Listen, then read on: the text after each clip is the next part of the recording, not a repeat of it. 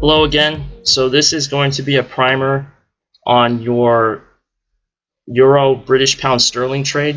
So if you did check out the last update from yesterday, I did recommend to go ahead and short the Euro against against the Sterling, and so we already have kind of immediate success here, and so we have seen strengthening in the manufacturing index. So obviously, that the explanation for that was a little bit shifty. It was kind of just, you had to kind of take me on my word. Here is a primer on why this trade is a good trade, why you should be buying oversold levels on the British pound sterling. So in this case, we have the quantity, we have the exchange rate here is going to be between the euro, and the reference rate is going to be the sterling. So the quantity is in British pounds. So here we have an initial demand and supply curve. So we'll just say it's right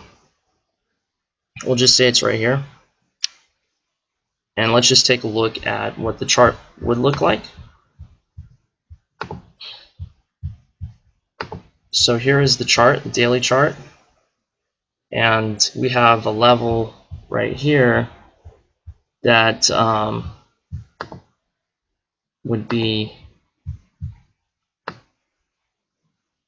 about 0.8614, about 0.86. So about this level right here, we have kind of an initial breakup point, and then before the deterioration of the British pound, we have a reference point here, a reference rate of about 0.75. So for the euro strengthened fairly well against the British pound sterling. So that was the deterioration from the city of London and UK basically getting out of the EU.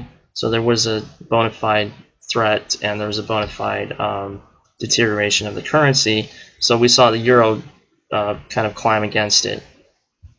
So what I'm saying is the good trade to do at this point is to buy oversold levels of this British pound sterling. In this case, to sell overbought levels of the euro, right? Because our cross pair is going to be the euro to the sterling. So what happened was consequently from there being a deterioration of the sterling, so there had to be a flow of influx of currency, so it increased dramatically. So we have a shift in the supply curve, and we also have the traversing of the demand curve. So quantity demanded for the euro, or for the sterling, decreased, and then that, which means really we're just saying that because the demand for the euro increased. So that means that people had converted from within. People that hold the currency of the British pounds had to convert their British pounds to euros in order to, because the increase of the euro. So there was an increase of the euro. So that idea is that the demand hadn't increased or decreased there wasn't actually a decrease in the demand curve for the sterling. It was just basically a decrease in the quantity demanded. So that's why when you see that the price incline of the euro, that's really just a lot of changing of hands because of the quantity demanded has increased for the euro. So with this said, there's no real shift in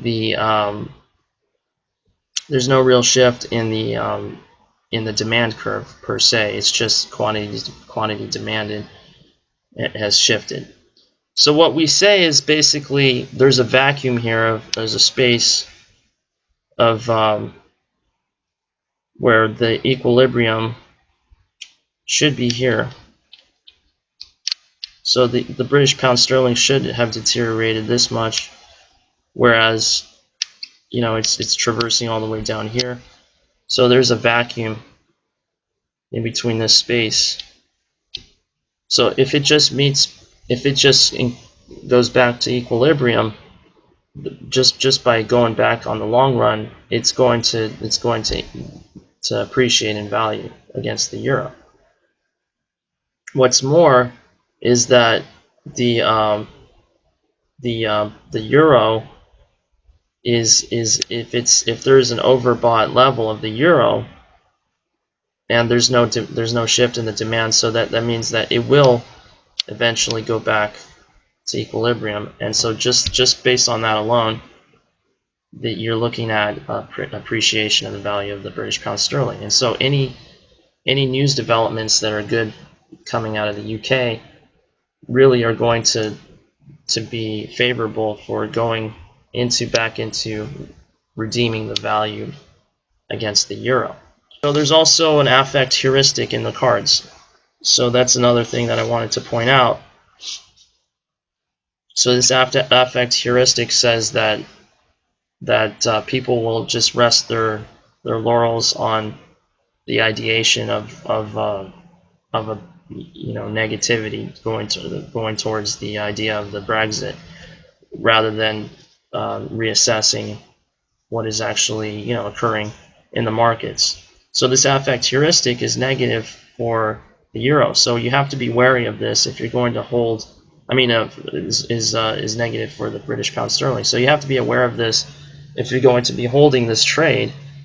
So what I would do is really kind of have a bull call spread on the euro, because an affect heuristic is another way of saying that there's path dependency for the euro. So it's following a trend upward against the sterling.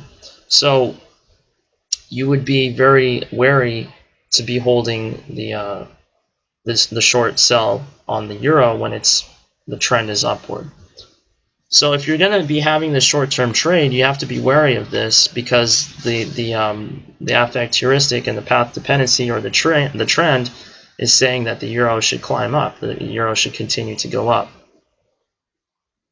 So that's all. That's pretty much all. I mean, and we have to also assume that Great Britain also will be eventually implementing a financial strategy or economic policy that is going to give some buoyancy to their currency.